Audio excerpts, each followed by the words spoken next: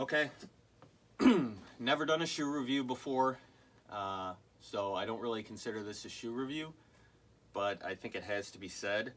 I just had my first run in the Nike Vaporfly 4% Flyknits, and you can probably tell by my reaction so far what I'm going to say. This is the shoe.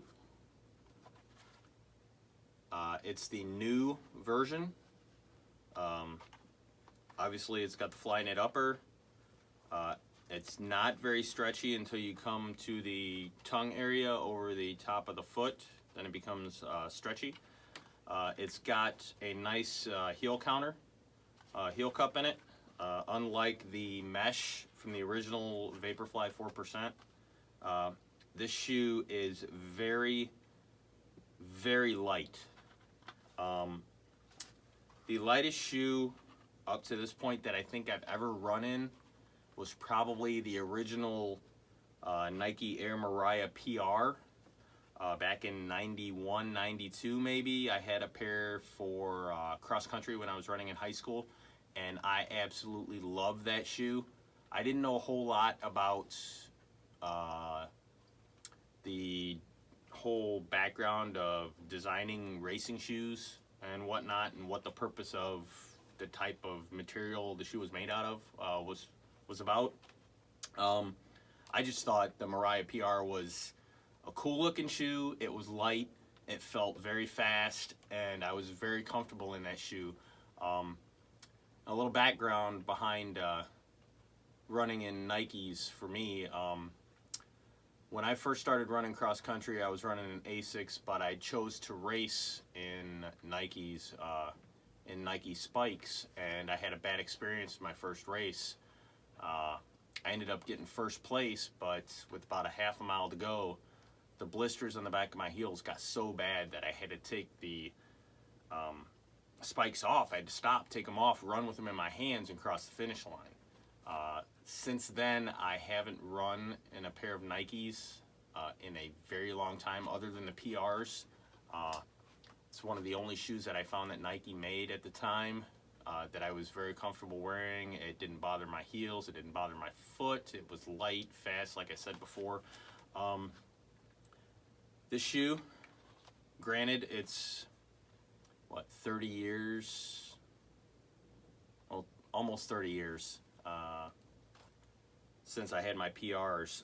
This shoe right here, the Vaporfly 4% Flyknit, this shoe's a game changer.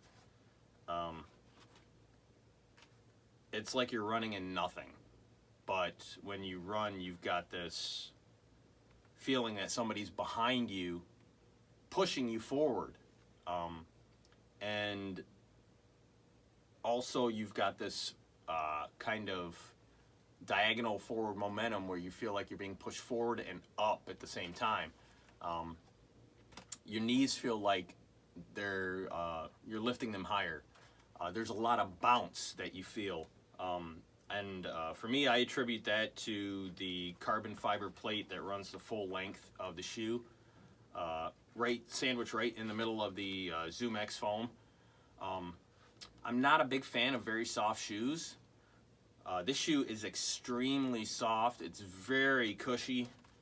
It's a very plush ride. And I've had plush rides in running shoes before, but not like this. The plush rides I've had have worn out very quickly, where the foam will be soft at first, and then after 100 miles or so, it starts to get dense. It starts to pack together. Being that this is the first run in these shoes, I'm not sure how these are going to stand up to that.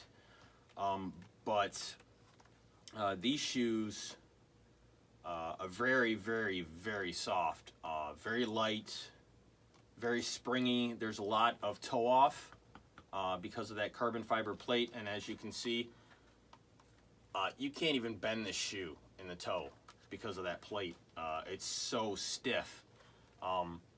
And a lot of the feeling that I get when I run in these, I attribute that feeling to the carbon fiber plate.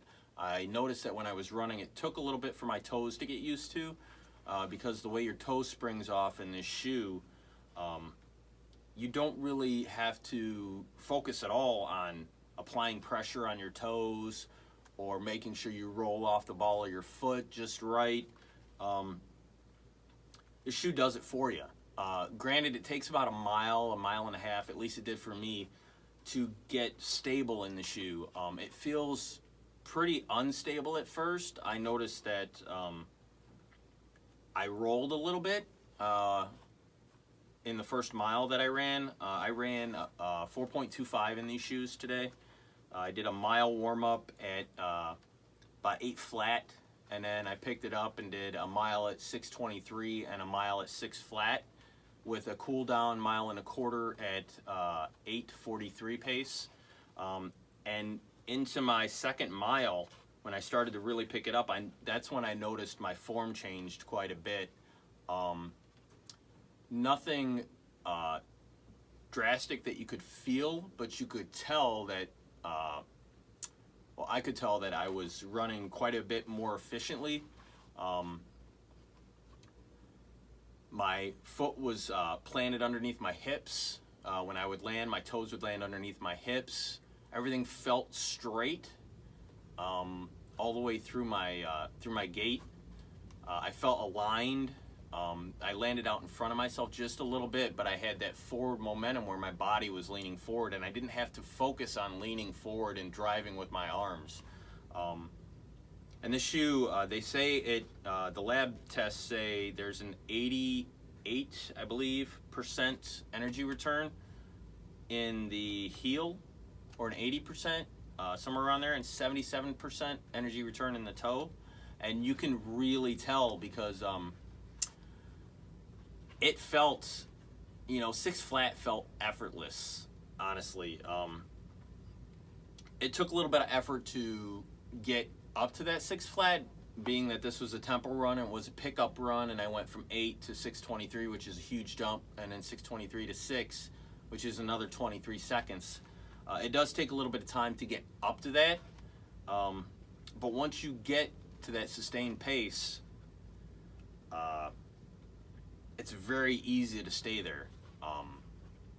This shoe allows you to use more. It feels to me like more of my energy is being evenly used between driving my arms, driving my legs, toe off, that type of thing. And I just want to say that to Nike, you guys made me fall in love with running again tonight. Keep making shoes like this, and I will be back down in the 4 minutes for the mile. I guarantee it, within the next few years. This shoe is absolutely amazing. I've heard some bad things about the lifetime of the shoe. Like it's only good for between 200 and 300 miles. But we'll see. I'm not going to make up my mind in my head about that just yet. When it starts to feel bad, then I'll let you know. But yeah, this shoe is money well spent. Money very well spent, and I'm very lucky to have been able to pick up a pair with them going back into stock last week. I was able to pick up a pair at East Bay for retail price, and retail price it's an expensive shoe. I mean, I've got more expensive shoes, I've got more expensive dress shoes, but this shoe is worth every penny. And Rich Brown, if you see this, I don't know how attached you are to your Hokas, but you may want to drop a dime on these just to try them out if you can. I don't know how you feel about a narrow shoe, but this shoe is very, very soft, and from what I understand about Hokas, those are also very soft, very plush ride shoes. I look forward to putting a few more miles in on these shoes before my race. I have a 5K race on Thanksgiving Day, hoping to run in the 18s. I haven't run in the 18s in years.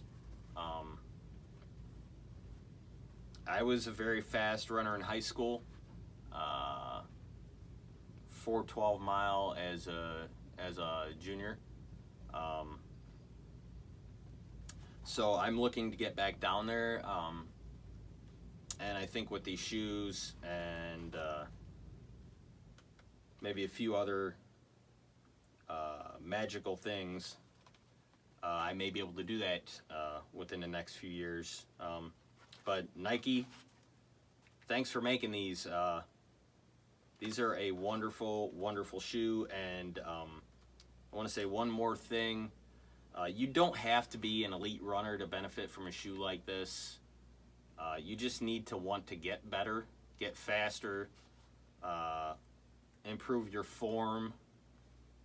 If you're serious about running and you're serious about going fast, this is a must-have shoe, honestly. And it's, you know, you don't need to go out and buy it now if you're just getting into running, or if you're not really sure that you're going to stick with a running plan. You don't need to go out and spend the money on this. But if you're already, you know, settled into a running plan, you've been running for a few years, you're consistent, you're dedicated, and like I said, you want to get better, faster, more correct in your form, these shoes will definitely promote that. So that's all I have to say. Thanks, Nike. I will probably be buying another pair when I get some more money, or after I pay these ones off. So if anybody has any questions out there for me, you can, I guess, drop me a line in the comments, and I'll get back to you as soon as possible. But for now, these are my go-to shoes, and I will maybe talk to you guys later.